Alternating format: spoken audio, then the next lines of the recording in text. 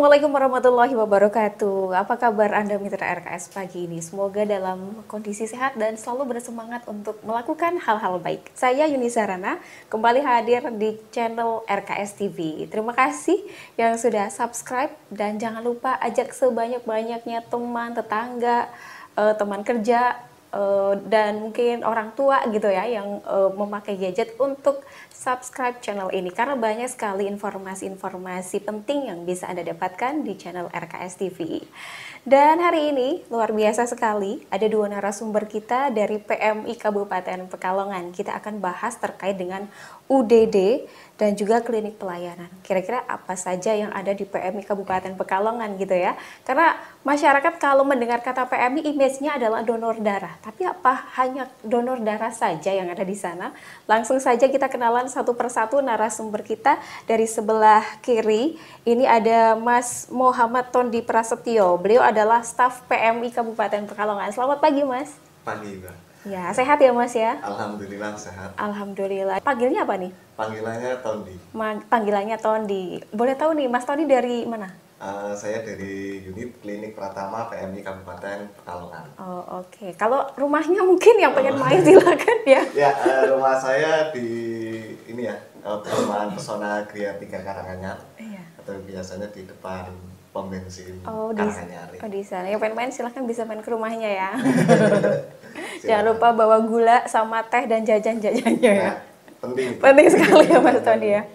Kemudian juga ada Dr. Suryadi, Kepala UDD PMI Kabupaten Pekalongan. Selamat pagi dokter. Pagi, Assalamualaikum warahmatullahi wabarakatuh. Alhamdulillah kita bersuara lagi nih dok. Alhamdulillah ini yang kedua ya. Yang kedua, semoga bisa seterusnya ketemu terus ya dok Insya ya. Allah, insya Allah. Karena kita juga pengen tahu nih, selain informasi soal kesehatan juga informasi dari PMI Kabupaten Pekalongan. Karena masyarakat kita kalau dengar kata PMI pasti identiknya dengan donor darah dok. Iya, tapi betul. apakah hanya itu saja gitu ya? Nah monggo langsung dijelaskan nih dok. Terkait dengan apa saja sih yang ada di PMI Kabupaten Pekalongan dok? Oke, terima kasih. PMI Kabupaten Pekalongan sebenarnya bergerak utama itu di bidang kemanusiaan. Di dalam bidang kemanusiaan kita berbagai macam kegiatan yang berhubungan dengan kemasyarakatan, kesosialan ini banyak sekali. Dan kemudian di dalam kepengurusan itu bisa mengembangkan unit-unit yang berpotensi, yang potensial di Kabupaten Pekalongan. Dan untuk saat ini PMI Kabupaten Pekalongan selain kegiatan kemanusiaan yang dikelola oleh Markas PMI juga mendirikan unit donor darah, di mana unit donor darah ini didirikan sekitar tahun 2005. Kemudian melihat kebutuhan dan SDM yang ada, kemudian PMI Kabupaten Pekalongan menambah satu unit kegiatan lagi, yaitu pelayanan kesehatan yang berwujud klinik Pratama PMI Kabupaten Pekalongan. Jadi memang action yang rutin tiap hari itu donor darah, sehingga kesan masyarakat PMI hanya ya donor darah. Padahal utamanya adalah di bidang kemanusiaan, termasuk donor darah, kemudian pelayanan kesehatan. Donor darah dan juga pelayanan kesehatan gitu ya. Wah, kalau berarti ada waktunya nggak dok? Dibatasi nggak dari jam berapa mungkin sampai jam berapa? Kalau pelayanan darah di unit donor darah itu 24 jam. Kalau donor darah? Pelayanan darah. Pelayanan darah. Kemudian kalau donor darah itu sampai jam 21 malam. Jam 9 berarti jam 9 ya? malam. Ya. 7 hari. 7 hari, nggak ada libur? Nggak ada libur. Berarti nggak ada. Nanti kalau libur ya? Ada yang butuh darah. Oh iya, bahaya juga ya dok ya. Juga. Karena kan kita nggak tahu apa yang terjadi gitu ya dok ya, terkait dengan kesehatan. Tiba-tiba apa gitu yang terjadi dengan kita. Jadi, nah masyarakat juga pengen tahu nih pelayanan kesehatan. Tadi disampaikan oleh Dokter Suryadi bahwa ada klinik Pratama ya dok. Betul. Ya? Apa saja nih dok yang bisa tercover di sana dok? Barangkali Mas Tondi bisa menyampaikan Mas Tondi dulu ya.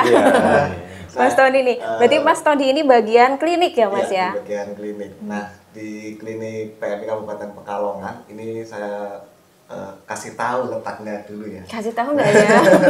Nah, letaknya itu ada di Jalan Baurekso nomor 45 Kebon Agung. Jadi dari Tugu 0 itu arahnya yang ke arah Kesesi itu sekitar 500 meter.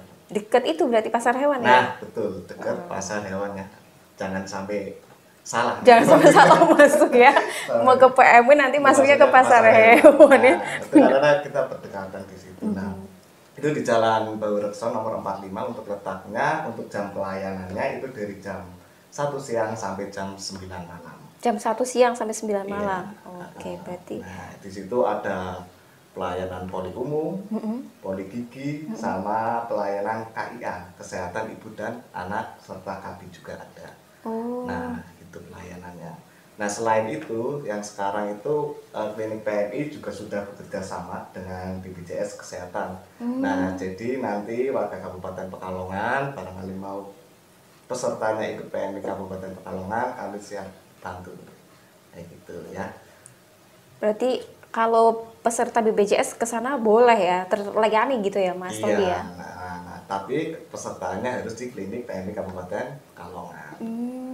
Seperti itu ternyata. Ini sudah lama atau baru-baru saja? 2 tahun. Baru 2 tahun berarti ya. Tapi mungkin masyarakat Kabupaten Pekalongan khususnya tidak semua tahu gitu ya. Makanya kita hadir di sini untuk memberitahu ternyata PMI Kabupaten Pekalongan tidak sekedar pelayanan donor darah saja, tapi juga ada kliniknya ya Mas Tondi ya. Betul. Luar biasa. Nah, sejauh ini masyarakat atau pasien yang datang ke sana didominasi dengan masalah apa nih Mas Tondi? Kebanyakan sih pada ini ya, kesehatan gigi yang paling banyak, karena nah itu ada yang giginya berlubang, bengkak, dan lain-lain masalah gigi. Nah, didominasi kebanyakan sekarang masih pasien-pasien gigi. Nah, kalaupun pasien umum itu ya masih pasien-pasien ringan ya, kayak demam, kayak gitu, batuk pilek, ya macam-macam kayak gitu. Oke, nah kalau berarti ada dokter giginya di sana ya? Ada. Oke, ada dokter giginya. Biasanya kalau berkaitan dengan dokter gigi kan juga ada yang berkaitan sama estetika ya, misalnya pemasangan behel gitu ya. Di sana gimana nih? Sementara untuk estetika belum ya. Belum ya, ini hanya sekedar untuk yang sakit-sakit aja gitu ya Mas Andi. Tapi ya untuk pembuatan gigi palsu juga sudah bisa sih. Oh, sudah bisa di sana. Waduh. Berarti ini melayani peserta BPJS dan masyarakat umum ya, Masyarakat yang tidak umum. punya BPJS gitu ya Mas ya. Nah, untuk poin plusnya juga gini, untuk di wilayah sekitar Kajen ya, misalnya mau datang ke klinik PMI ini, tapi kok bingung nggak ada yang nganter ataupun apa, nah di klinik PMI siap jemput. Waduh, Gratis. saya suka itu ya. Iya, dan ini berarti apa namanya, bisa lewat WA ya Mas ya? Bisa. Berarti lewat WA nanti, Mas misalnya saya nggak bisa ke PMI, boleh jemput nggak ada kendaraan nih gitu ya, langsung betul. datang ya? Langsung datang. Berarti hanya sekitar Kajen saja Mas Tondi? Sementara masih sekitar Kajen. Aduh, saya sih nggak bisa.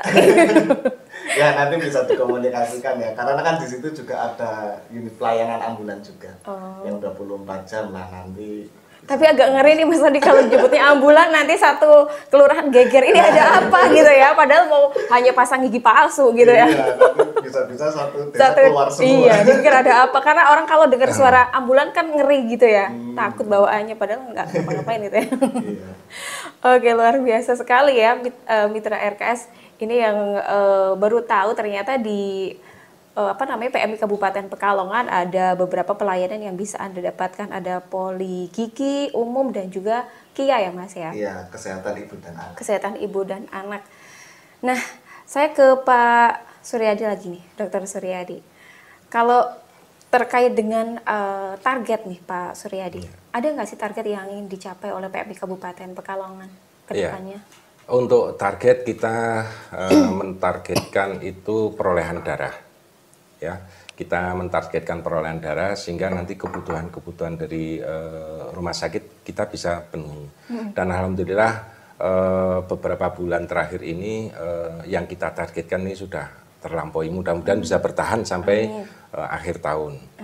Kita mentargetkan kurang lebih per bulannya itu 1.200 kantong. 1.200. Kita di beberapa bulan yang lalu hingga ini sudah 1.500-an. Ya, 1.500 kantong kita sudah tercapai sehingga kebutuhan rumah sakit bisa kita penuhi. Iya. Gitu. Pastinya juga untuk target 1.500 ya, Iya. dokter ya, 1.500 kantong ini menurut dokter mudah nggak sih, Dok?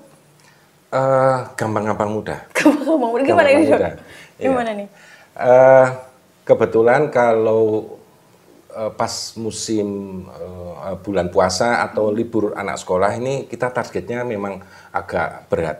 Karena memang kita juga mengharapkan pendonor-pendonor pemula dari siswa-siswa ya ini juga menjadi salah satu pemasok darah juga, sehingga kalau pas waktu libur kita harus ekstra kerja ekstra untuk keliling di seluruh wilayah Kabupaten Pekalongan, baik itu di institusi pemerintah, kemudian organisasi masyarakat, organisasi keagamaan, kemudian di desa-desa di wilayah Kabupaten Pekalongan.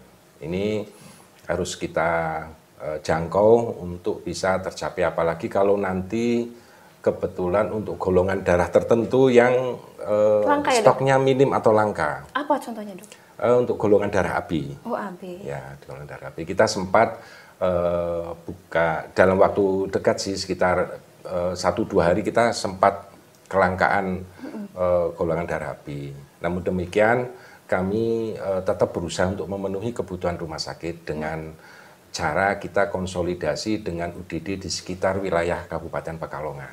Ya, kita tahan dulu ya, Dok, kita jeda dulu.